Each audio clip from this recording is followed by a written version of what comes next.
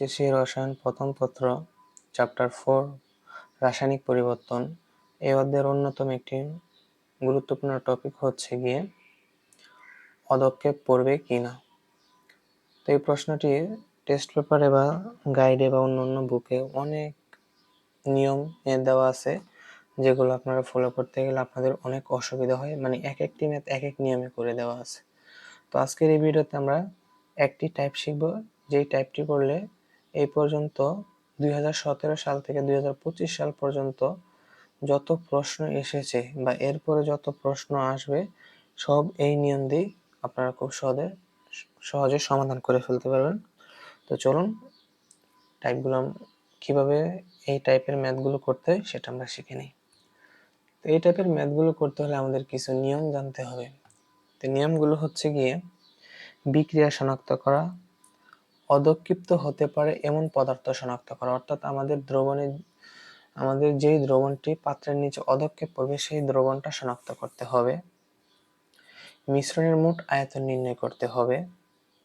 মিশ্রিত আয়ন সমূহের নতুন ঘনমাত্রা নির্ণয় করতে হবে, অর্থাৎ আমরা যে দুইটি দ্রবণ একত্রে মিশ্রিত করব, সেই মিশ্রিত করার পরে যে নতুন একটি যে আয়তন হবে সেই আয়তনটা আমাদের নির্ণয় করতে হবে। আয়নিক গুণফল নির্ণয় করতে হবে অথবা কেআইপি নির্ণয় করতে হবে। আমরা যদি আরেকবার দেখি, বিক্রিয়া শনাক্ত করা, অদক্ষিপ্ত হতে পারে এমন পদার্থ শনাক্ত করা, মিশ্রণের মোট আয়তন নির্ণয় করা, মিশ্রিত অবস্থায় আয়ন সমূহের নতুন ঘনমাত্রা নির্ণয় করা, আয়নিক গুণফল অথবা কেআইপি নির্ণয় করা। এবং আরো মনে রাখতে হবে, কেআইপি যদি কেএসপি থেকে বড় হয় তবে অদক্ষিপ্ত হবে, এবং কেআইপি যদি কেএসপি থেকে ছোট হয় তাহলে অদক্ষিপ্ত হবে না।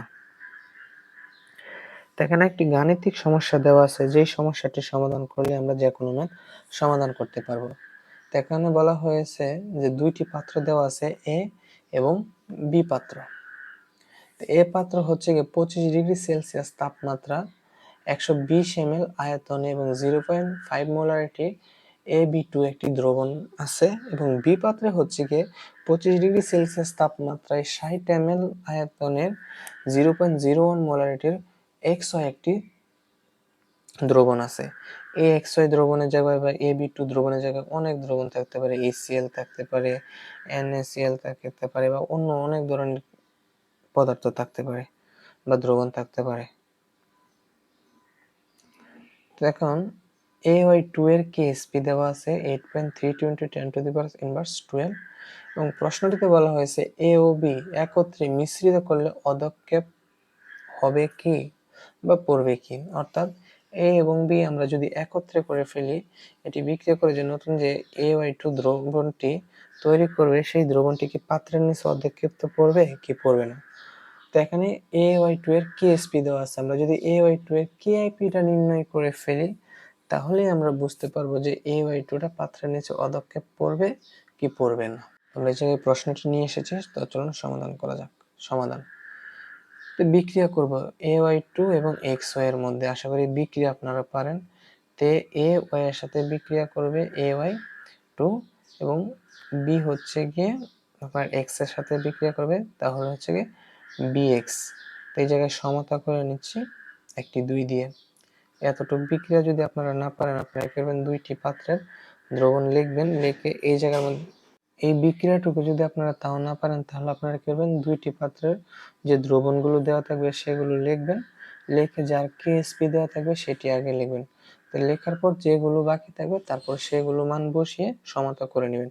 তো দেখেন AY2 দেওয়া আছে, আমি এই জায়গার মধ্যে AY2 লিখলাম, বাকি থাকে হচ্ছে আমাদের বি এবং এক্স। BX দেওয়ার পর আমরা হচ্ছে এই জায়গায় একটা 2 দিলে সমতা হয়ে যাচ্ছে। এই জায়গার মধ্যে সমতার জন্য আরেকটি 2 হবে এবং 2XY হবে এই জায়গার মধ্যে, তো আমি দিতে ভুলে গেছি, আপনারা দিয়ে নেবেন। তারপর হচ্ছে আমাদের কার কেএসপি বা কেআইপি নির্ণয় করতে হবে, অবশ্যই AY2। তো আমরা AY2টাকে ভেঙে এখন আয়ন আকারে লিখব। তো A2 প্লাস আয়ন এবং Y হচ্ছে মাইনাস আয়ন, এই জায়গার মধ্যে আরেকটি সমতার জন্য আরেকটি 2 দিয়ে দিয়েছি। এখন হচ্ছে আমরা মিশ্রণের মোট আয়তনটা নির্ণয় করব, অর্থাৎ বিক্রিয়া এ এবং বি পাত্র যে আমরা একত্রিত করলাম, একত্রিত করার পরে মিশ্রণের আয়তন কত হয়েছে। মিশ্রণের মোট আয়তনটাকে আমরা বি দ্বারা প্রকাশ করলাম। তো প্রথমে ছিল এ পাত্রের 120 এবং বি পাত্রের ছিল 60 ml, দুইটি যোগ করলে আমরা মিশ্রণটির মোট আয়তন পাবো হচ্ছে গিয়ে 180 ml। এবং হচ্ছে আমরা এখন A2+ আয়নের হচ্ছে ঘনমাত্রা নির্ণয় করব। এ আয়নের ঘনমাত্রাটা নির্ণয় করব এবং ওয়াই আয়নের ঘনমাত্রা নির্ণয় করব। A2+ আয়নের ঘনমাত্রা, আমরা একটা সূত্র জানি S2=B1S1/B2। এই সূত্রটি কোথায় থেকে এসেছে? আমরা জানি S1B1 = S2B2, একটি সূত্র জানতাম, সেই সূত্রটি থেকে এই সূত্রটি এসেছে। তো এখন যদি আমরা মানগুলো বসিয়ে দেই, B1 এর মান কত? B1 এর মান অর্থাৎ B1 মানে হচ্ছে গিয়ে প্রাথমিক অবস্থায়, মানে মিশ্রিত অবস্থায় আগে, এবং B2 কি? B2 হচ্ছে গিয়ে মিশ্রণ করার পরে। 1 মানে হচ্ছে গিয়ে আগে এবং 2 মানে হচ্ছে গিয়ে ডাবল মানে কি?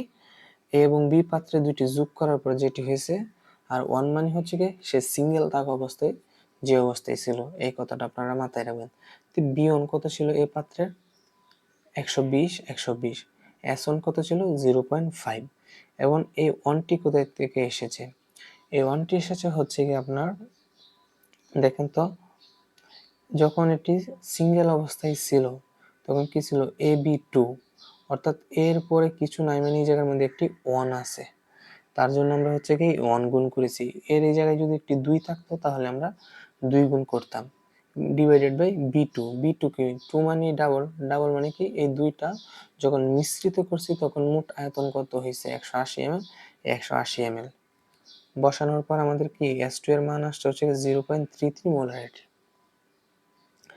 সেম ভাবে আমরা হচ্ছে এ আয়নটার জন্য মান বের করে নিব। তো সেম সূত্র, S2=B1S1/B2।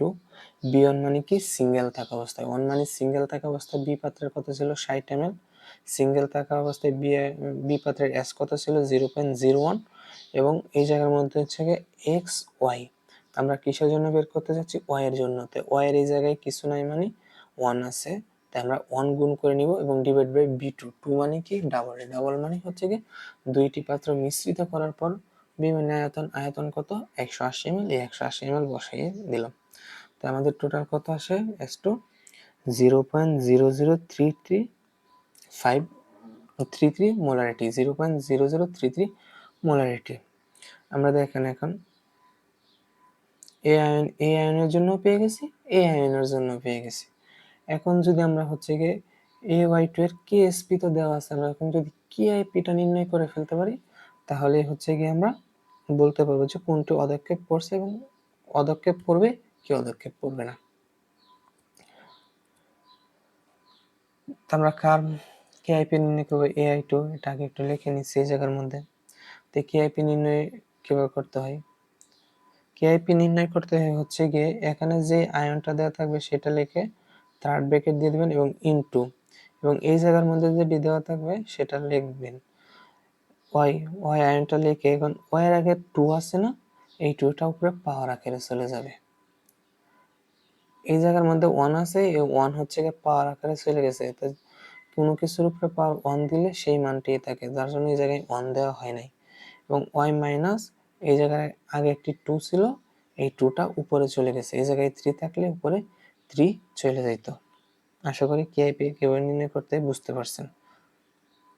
এবার আমরা মান বসিয়ে দিব। তো এর জন্য মান কত পাইছি? 0.33, এবং ওয়াই এর জন্য মান পাইছি কত? 0.0033। এবং এই জায়গায় 2 ছিল, এটা পাওয়ার আকার 2 এই জায়গায় চলে গেছে, অর্থাৎ এই জায়গায় একটি হোল স্কয়ার এসেছে, যেটা হিসাব করলে আমাদের আসে হচ্ছে গিয়ে 3.6 × 10⁻⁻⁶। তো এই মানটার তুলনায় এই মানটা কিন্তু বড়। আপনারা ক্যালকুলেটর দিয়ে মাইনাস করে দেখবেন, এই মানটার তুলনায় এই মানটা বড়। তা আমাদের KIP-র মান বড়। তা আমরা জানি KIP-র মান যদি বড় হয় KSP থেকে, সুতরাং মিশ্রণে অদক্ষেপ পড়বে, অর্থাৎ এটা হচ্ছে আমাদের পাত্রের নিচে অদক্ষেপ পড়বে। তা আমরা তো যদি প্রশ্নটা আবার একটু শর্ট করে বুঝে নিই, আমরা বিক্রিয়া করেছি, বিক্রিয়ার পরে মিশ্রণের মোট আয়তনটা নির্ণয় করেছি 180 ml, 120 + 60 180 ml। এবং হচ্ছে গিয়ে যেটার হচ্ছে গিয়ে কেএসপি দেওয়া আছে সেটাকে আমরা আয়ন আকারে লিখে নিয়েছি এই জায়গার মধ্যে।